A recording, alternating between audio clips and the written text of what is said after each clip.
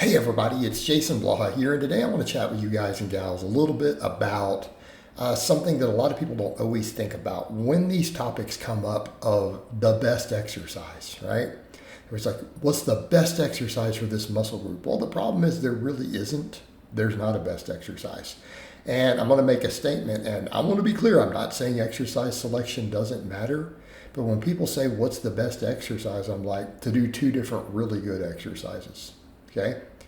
Right? And there's a reason I say that. People get so hung up in, well, this is the best. And if we've reached the deepest stretch position, the lengthened positions, or the contracted position, because this goes back and forth among all the evidence-based people all these years. We see these debates back and forth. And at the end of the day, none of that's ever been necessary. The reality is, if we look at the real world, we look at how muscles work, and then we look at, some of the studies that have been done over the years, it becomes really, really obvious that most muscles benefit from doing a couple different movements. Okay? In other words, even when we look at hypertrophy studies, when we look at EMG studies, it makes sense that guys figured out generations ago, you know what, you probably need to work a muscle from a couple different angles, okay? The best bodybuilders and best lifters realized this years ago. They realized this years ago. No muscle is actually going to get 100% of every possible drop of development from a single exercise, because there's always going to be regions of it that are a little bit under-recruited. It makes sense that you need to go, you know what, I should do a couple different lifts, okay? And I'll give you guys even examples from research that over the decades that absolutely confirm what bodybuilders figure out. So this is a case of, look, bodybuilders figured this out in the 50s and 60s and very effectively, right? They're like, I don't know, I feel different parts of a muscle when I work this. The incline bench feels a little different than the flat bench. Feels a little different when I use a dumbbell versus a barbell. Yeah, they figured this out. Wasn't that hard? But then you start looking at studies and we start finding, research shows these same things to be true. Okay? And it's even sometimes proximal and distal parts of a muscle. Ooh, this is where it gets tricky. But yeah, I mean, some of the earlier research, even over a decade ago, to where they're like, hey, let's look at a tricep. Tricep's got a couple different functions. So what they found is that when bench press was done, like doing heavy pressing for quality sets, it made the lateral head grow more than the long head of the tricep. Oh man. When extensions were done for the tricep, like a skull crushers, behind the head extension, it made the long head grow more than the lateral head. Okay? These are two different tricep movements.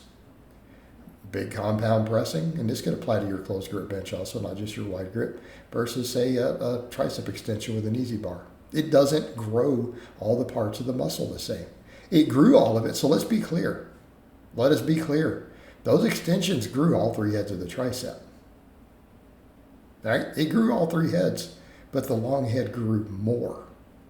On the bench press, actually the lateral head does grow a little bit, just not a lot. The long head really grows. And then what do they do when they combine them? Well, we just have another group do both. Well, they got the most overall tricep development. Surprise, surprise, when you have one exercise that makes the whole thing grow, but biased towards one head, and another exercise makes the whole thing grow, and you get biased towards a different head.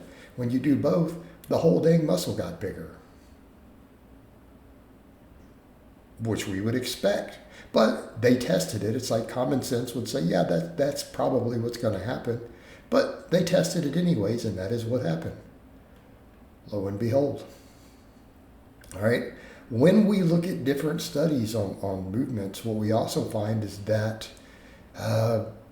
different exercises will recruit the proximal and distal ends of some muscles more. Just look at the EMG, like you literally see what's lighting up. All right. So I've seen some stuff with hamstrings to where they found that certain movements made the hamstring grow up near the top, right? The proximal end by the glute, up by your butt cheek. And other movements made it grow more or activated it more down near the knee on the distal end. Oh, well, that makes sense. So what happens then? If you do both, the whole thing gets activated more. Surprise, surprise. All right? We've had studies then that looked at, hey, what happens if we take just one exercise and do like 6 sets versus 2 different exercises and do 3 sets of each, all to failure. Guess what caused more growth? Doing 2 different exercises for the same amount of volume. Let's be clear. It's not like you did more work. They didn't do more work. They didn't train harder. Both groups did 6 sets, doing sets like to failure. Doing 2 different exercises with the volume split seems to cause a little more muscle growth. Was it night and day difference? No, but it was a little more. Was a little more. So here's what we find when we look at stuff. Some stuff you should be able to look at and go, well, yeah, obviously this muscle has different heads and they do slightly different things.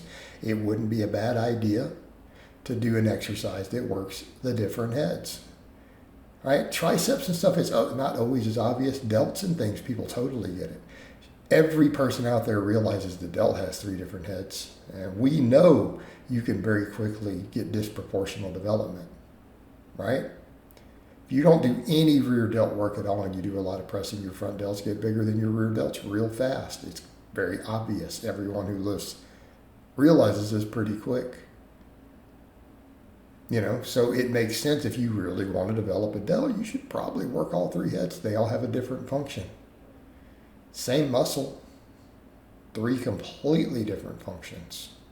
You should probably train those. Same thing when we look at different studies, though. Sometimes muscles that don't have as many functions, literally the lower versus upper portion of it gets more activity on some lifts. I mean, we've seen bicep stuff. It was interesting to where an incline curl versus say a preacher curl. Well, what do we see when we looked at it? We saw more activity in the lower bicep on the preacher curl and more activity in the upper bicep on the incline. They were slightly skewed. It was measurable. Now, people have pointed out, well, that's also because the preacher probably works the brachialis more, which is by the lower, and so it lit up more on the EMG. That makes sense. But then we come over to going, but is the brachialis, for all practical purposes, yes, it's a separate muscle, but when you're just looking at a big upper arm, does it count? Well, yeah. So does it make sense that you should probably develop the bicep and the brachialis? The brachialis is going to make the bicep look a little wider from the front. It might give you a little more peak when it's flexed. It's a smaller muscle, but it contributes. It's still part of the same muscle group. There's an overlap. So then we have that sort of situation. Well, it makes sense that if you want to get really big, you should work those different things too. But we do need to be looking at different exercises do this. So when people say, what's the best exercise for a muscle? It's like, well, you should probably pick 2 different really good exercises and do both.